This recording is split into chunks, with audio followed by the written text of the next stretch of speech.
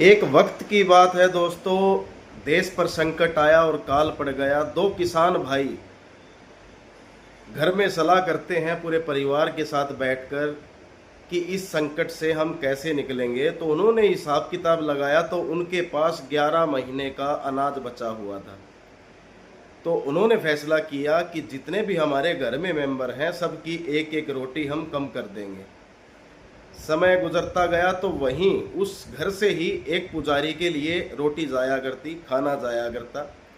तो जब पुजारी ने देखा कि मैं रोटी 4 आया करती तो आज ये 3 क्यों आई हैं, जब पुजारी ने उन भाइयों से पूछा कि भाई 4 रोटी आया करती आज 3 क्यों हो, तो उन्होंने बताया कि महाराज काल पड़ चुका है, हमने सभी ने फैसला किया कि एक एक रोटी हम सभी की कम कर देंगे।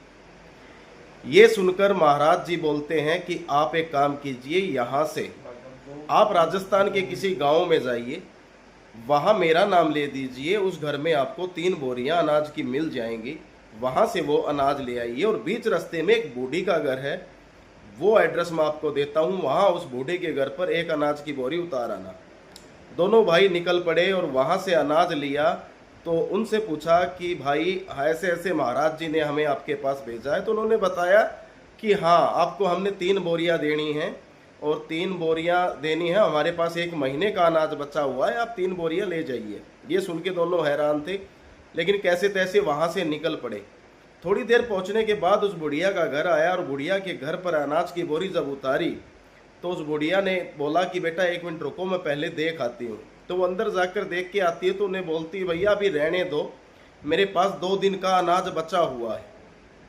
ये तो देखकर दोनों भाई फिर हैरान थे कि हम 11 महीने का अनाज बचा हुआ की इतनी सोच रहे हैं, लोग 1 महीना 2 दिन के अनाज के लिए भी हमें मना कर रहे हैं। ये सब सोचकर दोनों भाई हैरान हो गए। तो उन्होंने समझा कि जो आज है हमें उसी में जीना चाहिए।